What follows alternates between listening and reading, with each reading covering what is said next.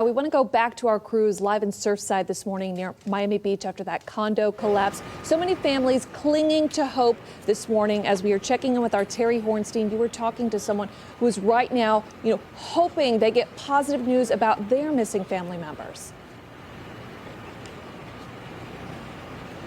Ashley, good morning. We've heard for the last 28 hours, people desperate to find their loved ones, hoping and praying that they are somewhere still underneath that rubble and will be saved. So right now, I want to bring you in. Your sister is missing right now. What was your name?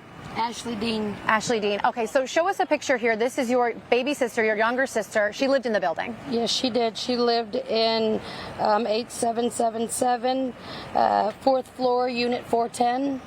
Her name is Cassie Stratton. And tell me how you found out this news. We have a friend named Patrick that lives in the neighborhood. He wound up catching something on the news. He called me at 3 o'clock in the morning and told me, and I was in absolute utter shock and disbelief. I then turned on the news and I also saw it. I called my sister's husband and he was frantic. And he began to tell me the story of he was on the phone with my sister at 1:30 a.m., which would have been, so it was 12:30 my time, 1:30 Miami time. I live in New Orleans. And he said he was on the phone with Cassie. Cassie was on the balcony on the 4th floor, and she was telling her husband in a frantic way that the pool was sinking, the ground was cracking. And he's like, well, what do you mean? What's going on? She says, the pool is sinking. The ground is shaking.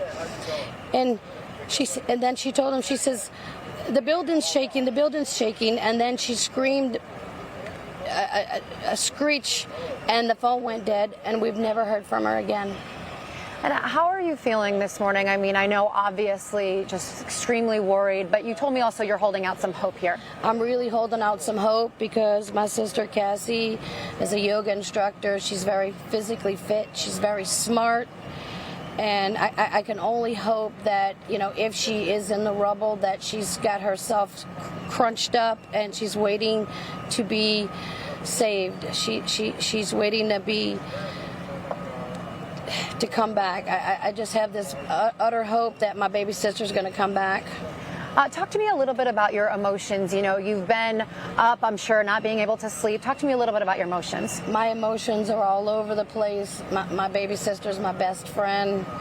We talk all the time. I have her location. I watched her location at several times today until it was no more. My emotions are high and low. And I want to cry and I want to scream, but I want to be strong because I just want to hold every ounce of hope that my baby is in there and that she's still alive and they're going to find her. What would you like to say to Cassie if she's still in that building or somewhere else? What would you like to say to your younger sister? That I'm here and that I won't leave until you're found.